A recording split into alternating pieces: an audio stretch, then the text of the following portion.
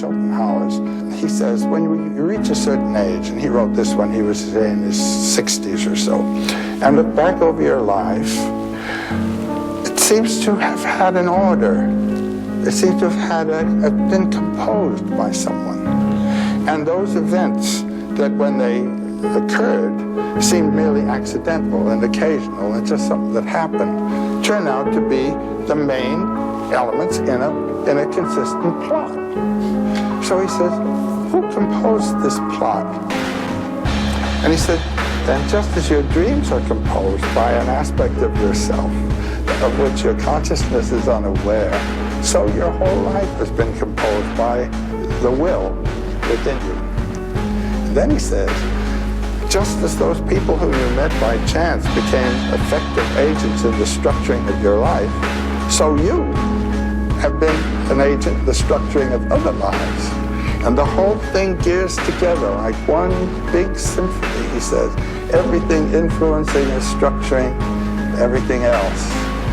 And he said, it's as though our lives were the dream of a single dreamer in which all the dream characters are dreaming too. And so everything links to everything else, moved out of the will in nature. It's a beautiful idea. It's an idea that occurs in India in the image of what's called the Net of Indra, or the net of gems. It's a net of gems where every gem reflects all the other ones.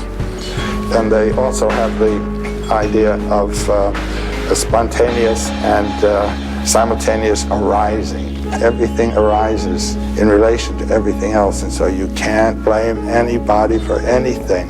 It's all working around. It's a marvelous idea. It's as though there were an intention behind it, yet it all is by chance. None of us has lived the life that he intended.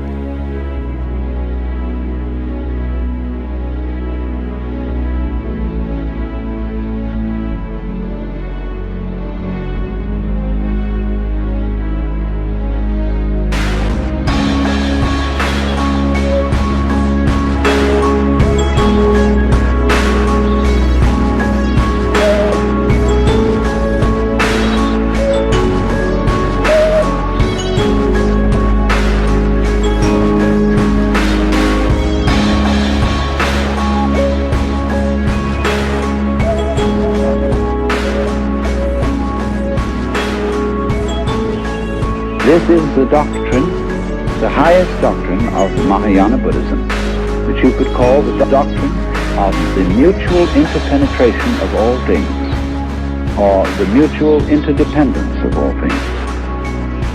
And its symbol is what is called Indra's net. What is called Indra's net. It's called Indra's net.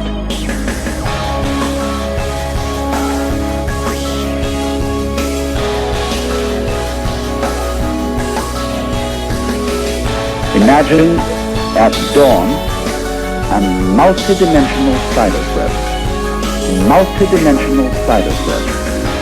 covered in dew. A vast, vast spider web that is the whole cosmos.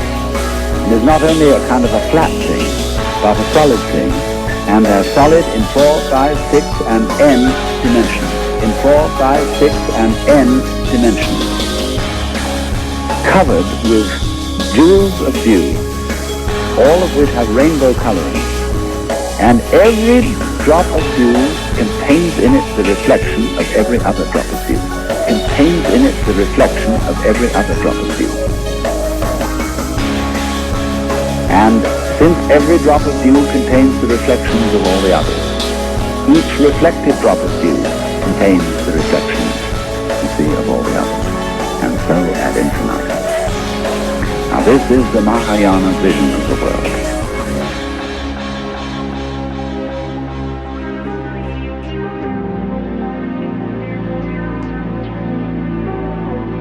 To say this is relativity, that whatever exists in this world and is characterized as something particular, as a thing, as an event, as something or other, you see, as a unit,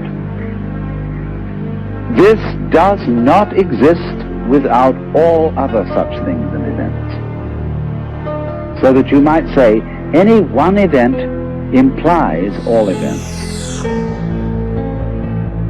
And all events, the total universe, past, present, and future, depends on every single member. In other words, you may say, I can understand that I depend on this whole universe. There could not be me unless there was everything else.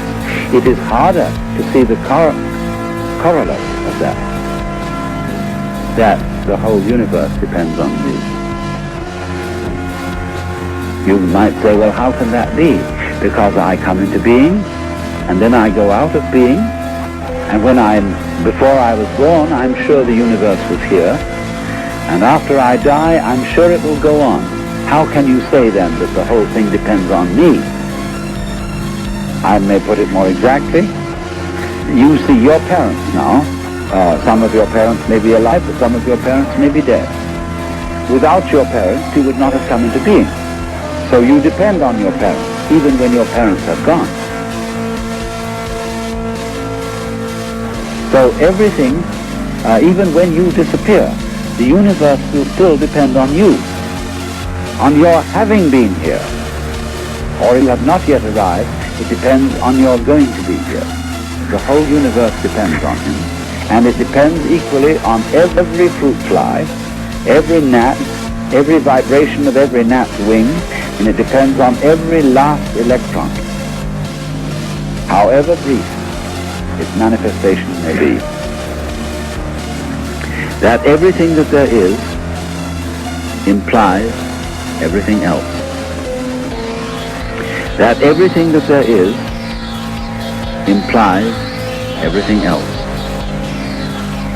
That everything that there is implies everything else. That everything that there is implies everything else. And all those other things, collectively, in their totality, which we call the universe, in turn imply each individual object, event. That's the meaning of Indra's net. So that this is called in Zen to take up a blade of grass and use it as a golden Buddha 16 feet high. So if you are an event, every event, there's no such thing as a single event. The only possible single event is all events whatsoever. That could be regarded as the only possible atom, the only possible single thing is everything.